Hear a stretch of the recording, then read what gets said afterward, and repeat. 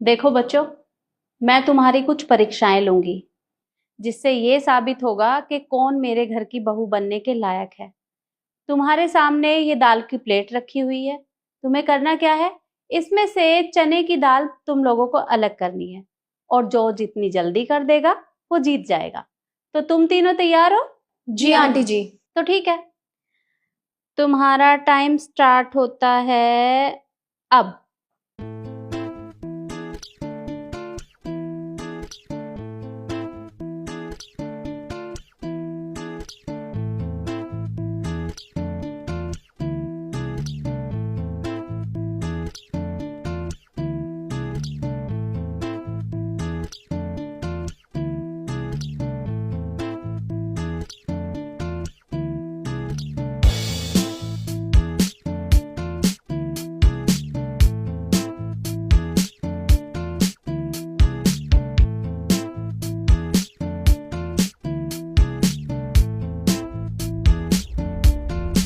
Stop.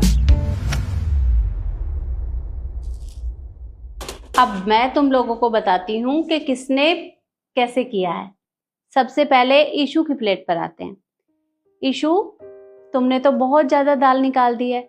इसका मतलब तुम किचन में बहुत अच्छे से काम करती हो। जी आंटी जी, वो क्या है ना, मैं मम्मी की किचन में हेल्प करवाती हूँ तो इसलिए मुझे आता है। चलो, ये तो बहुत अच्छी बात है। रिद्धि, तुम्हारी प्लेट देख के भी लग रहा है कि थोड़ा बहुत काम तो किचन में तुम भी कर ही लेती हो। हाँ आंटी जी, वो कभी कभी क्या है ना, मैं भी मम्मी की हेल्प करा देती हूँ, तो थोड़ा बहुत मुझे आता है ये सब। चलो, बड़ों की हेल्प कराना बहुत अच्छी बात होती है। शिखा, ये क्या बेटा, तुमने तो बस जरा सी दाल निकाली है। नहीं आंटी, अरे रहने दो रहने दो।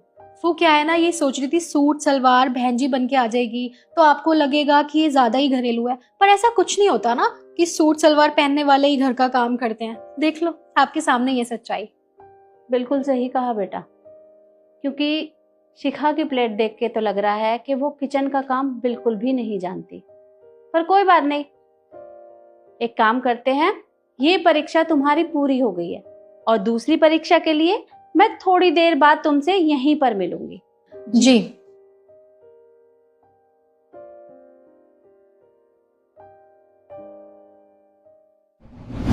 तो बच्चों, ये है तुम्हारी दूसरी परीक्षा और इस परीक्षा में मैं तुम सबसे कुछ सवाल पूछूंगी। तुम्हें बस उनका सही सही जवाब देना है। तो ठीक है, मेरा पहला सवाल है कि संसार में सबसे भारी क्या है? जुपिटर। सोलर सिस्टम में सबसे भारी जुपिटर ही होता है और मैंने स्टडी किया ना, इसलिए मुझे ज्यादा नॉलेज है। जुपिटर कहाँ से होता है? सूरज सबसे भारी होता है। सन सबसे भारी माँ होती है। बिल्कुल सही जवाब। अब मेरा दूसरा सवाल। मेरा दूसरा सवाल है कि आकाश से भी ऊंचा क्या होता है? बुर्ज खलीफा। आपने बुर्ज खलीफा नहीं सुना ना, कि वो सबसे ऊपर होता है, सबसे ऊंचा होता है। बुर्ज खलीफा नहीं होता, कुतुब मीनार होता है। पिता पिता सबसे ऊंचा होता है। बिल्कुल सही जवाब। अब है मेरा तीसरा सवाल और मेरा तीसरा सवाल है, हाँ, सबसे तेज गति किसकी है? हवाई जहाज की। ये तो सबको ही पता होता है, ये कोई सवाल थोड़ी ना। हवाई जहाज की होती है। हवाई जहाज की कैसे होगी? सबसे तेज गति हवा की होती है। हवा से तो तेज है ही नहीं कुछ। है ना, मन की गति सबसे तेज होती है। बिल्कुल ठीक कहा बेटा। अब है मेरा आखिरी सवाल और मेरा आखिरी सवाल है, हाँ, काजल से भी काला क्या है? कलंक। काजल से भी काला कलंक होता है। और देखो आंटी जी, सबसे पहले ना मैंने ही बताया, बाकियों ने तो सिर्फ मेरा सुन के बोला है। मेरे जबान पे भी था यही, बट वो निकला नहीं मेरे मुंह से। हाँ, कलंक। कलंक इज राइट आंसर। बिल्कुल ठीक जवाब। तो तुम्हारी ये परीक्षा भी पूरी होती है, पर मुझे एक परीक्षा और लेनी है तुम तीनों की, तो उसके लिए मैं थोड़ी देर बाद तुमसे मिलती हूँ। जी आंटी जी।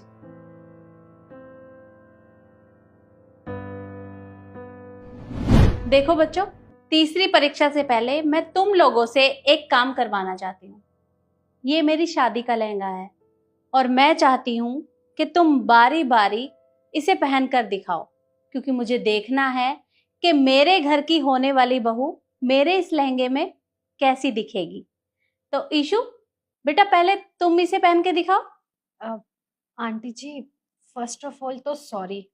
देखो क्या है ना कि आपके जमाने का लहंगा है और अब का जमाना देखो और तब का जमाना देखो, कितना फर्क है। आप खुद बताओ, आपकी होने वाली बहू इतने पुराने जमाने का लहंगा पहनेगी, कैसी लगेगी? आप खुद सोचो ना। तो मैं ये तो नहीं पहन सकती, पर हाँ, अगर इसकी जगह कोई ड्रेस है या कुछ वेस्टर्न ड्रेस तो वो मैं ट्राई कर लूंगी। वो आप मुझे दे दो। कोई बात नहीं बेटा। रिद्धि बेटा, तुम इसे पहन कर दिखाओ। आंटी जी, वैसे तो ईशू ने बिल्कुल ठीक ही कहा है, ये ओल्ड फैशनेबल लहंगा है। और दूसरी चीज़, बाहर इतनी गर्मी हो रही है और अगर मैंने इसको पहन लिया ना तो फिर मेरी हालत बहुत ज़्यादा ख़राब हो जाएगी। और वैसे भी ये सब देखने में ही अच्छा नहीं लग रहा, तो पहनने में तो क्या ही अच्छा लगेगा। अगर आपके पास कुछ और है या आपका कोई सूट है या कोई अच्छी सी ड्रेस है तो आप दे दो, हम वो ट्राई कर लेंगे। कोई बात नहीं बेटा, मैं समझ गई।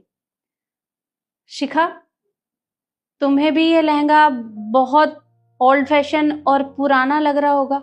नहीं आंटी जी, ये लहंगा तो कितना प्यारा है। और देखिए, मुझे कोई दिक्कत नहीं है अगर मैं ये लहंगा पहनती हूँ तो, क्योंकि ये आपका लहंगा है।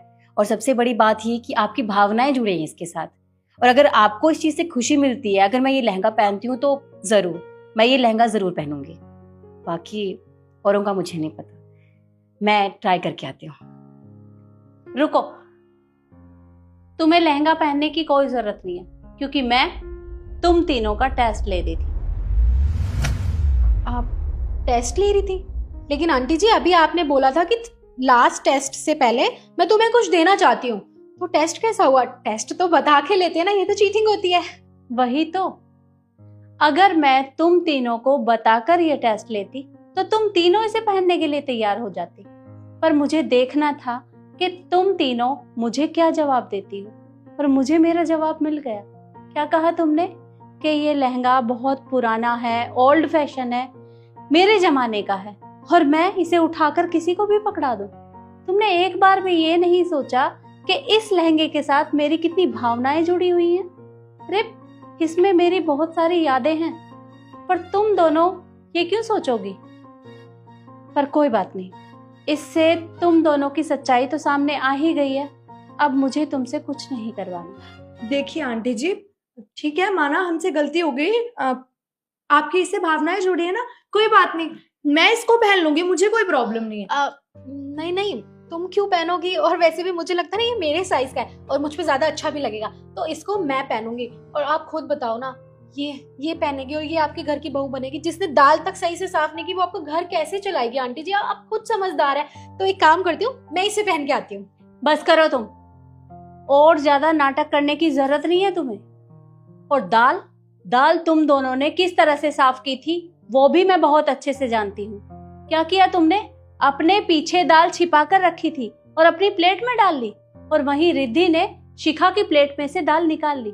तुम्हें क्या लगा मैं फोन में बिजी हूँ, मुझे कुछ दिखाई नहीं देता?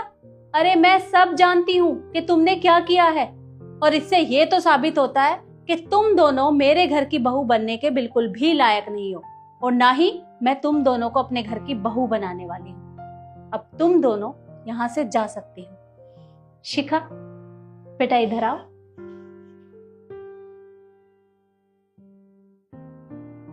मेरे घर की बहू तुम ही बनोगी।